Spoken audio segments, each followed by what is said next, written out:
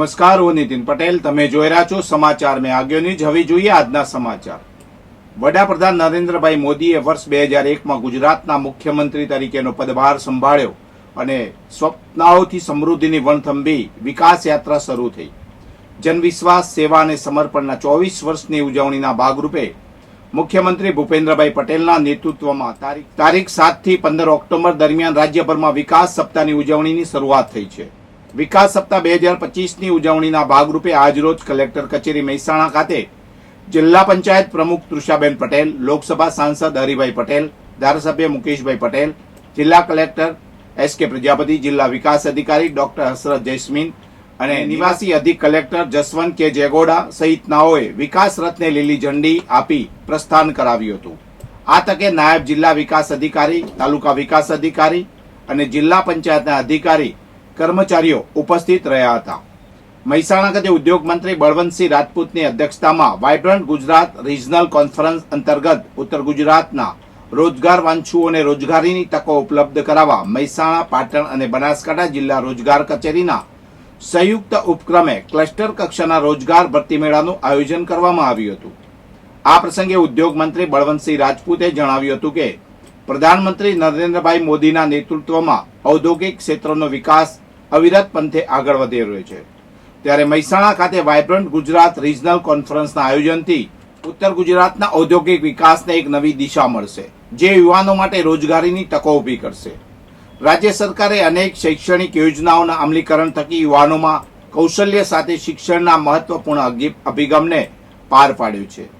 આજે ભારત યુવા વિકાસના કારણે વિશ્વમાં ત્રીજા ક્રમે સ્થાન લેવા જઈ રહ્યું છે, જે 2047ના આત્મનિર્ભર ગુજરાતના પ્રકલ્પને સિદ્ધ કરવા માટે મહત્વનું પરિબળ બની રહેશે.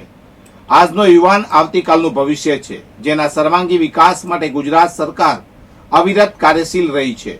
જે યુવાનોના શૈક્ષણિક અને ઔદ્યોગિક વિકાસની આગે કદમના ડગ ભરી રહી છે. આ રોજગાર ભરતી મેળામાં મહેસાણા, પાટણ અને બનાસકાંઠા જિલ્લાના અગ્રણી એવા 30 જેટલા નોકરીદાતા તથા અંદાજિત 1200થી વધુ રોજગાર વાંચ્છુઓએ હાજરી આપી રોજગારીનો અવસર મેળવ્યો હતો. આ રોજગાર ભરતી મેળામાં રોજગાર વાંચ્છુઓ ઉમેદવારોએ રજીસ્ટ્રેશન કરાવી ઇન્ટરવ્યુ આપ્યા હતા.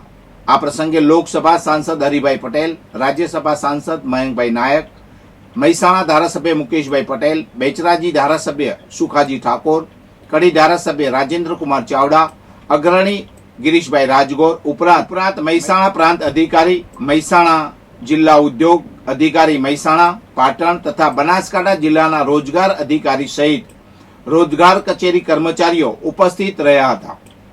કડી તાલુકાના નંદાસણ પોલીસ સ્ટેશન વિસ્તારમાં આવેલા ચાંદરડા પાટિયા પાસે સોમવારે રાત્રિએ એક અકસ્માત સર્જાયો હતો. છત્રાલથી નંદાસણ તરફ જઈ રહેલી પેસેન્જર ભરેલી તુફાન જીપે તેની આગળ જઈ રહેલા ટ્રેલરના પાછળના ભાગે ઘૂસી ગઈ હતી. મહેસાણા અમદાવાદ નેશનલ હાઈવે પર પુરોહિત હોટલ નજીક આ ઘટના બની હતી. તુફાન જીપ નંબર GJ2ZZ0138 અને ટ્રેલર નંબર NA01AZ 6662 બંને સતરાલથી નંદાસણ તરફ જઈ રહ્યા હતા. અકસ્માત બાદ રોડ પર ટ્રાફિક જામના દ્રશ્યો સર્જાયા હતા. ઘટનાની જાણ થતાં જ નંદાસણ પોલીસનો કાફલો ઘટના સ્થળે પહોંચી ગયો હતો અને જરૂરી કાર્યવાહી હાથ ધરી હતી. તુફાન જીપમાં સવાર ડ્રાઈવર અને કેટલાક પેસેન્જરોને સામાન્ય ઈજાઓ પહોંચી હતી, જેમને તાત્કાલિક નજીકની હોસ્પિટલમાં સારવાર માટે ખસેડવામાં આવ્યા હતા.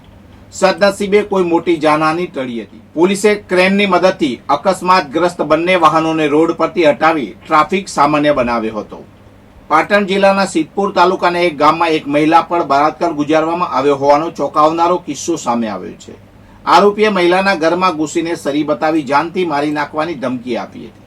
આ મામલે સિદ્ધપુર પોલીસ મથકે આરોપી વિરુદ્ધ ભારતીય ન્યાય સંહિતા અને ગુજરાત પોલીસ એક્ટ હેઠળ ફરિયાદ નોંધવામાં આવી છે. મહિલાએ કનુ મફાભાઈ વાઘરી વિરુદ્ધ ફરિયાદ નોંધાવી છે. ફરિયાદ મુજબ ગત તારીખ 5 સપ્ટેમ્બર 2025ના રોજ રાત્રે આશરે 11 વાગ્યાની આસપાસ આરોપી મહિલાના ઘરમાં ઘૂસી ગયો હતો. તેણે મહિલાનું મોં દબાવી દીધું અને સરી બતાવી જાનથી મારી નાખવાની ધમકી આપી હતી. ત્યારબાદ આરોપી મહિલાના બાવડાથી પકડીને ઘરના પાછળના દરવાજેથી તેઓના બકરાના વાડામાં લઈ ગયો હતો. ત્યાં દુષ્કર્મ આચર્યું હતું. જ્યારે આરોપીએ તેમને પકડી રાખ્યા હતા ત્યારે મહિલાએ બૂમાબૂમ કરતા આસપાસના લોકો જાગી ગયા હતા. આ સાંભળીને આરોપી ઘટના સ્થળેથી નાસી ગયો હતો. આ કૃત્ય દરમિયાન આરોપીએ પાટણ જિલ્લા મેજિસ્ટ્રેટના હથિયારબંધીના જાહેરનામાનો ભંગ કર્યો છે.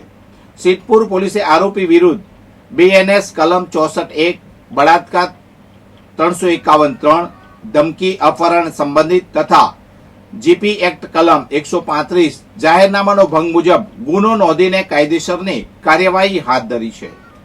વધુ સમાચાર માટે જોતા રહો સમાચાર મેં આગે ન્યૂઝ. નમસ્કાર.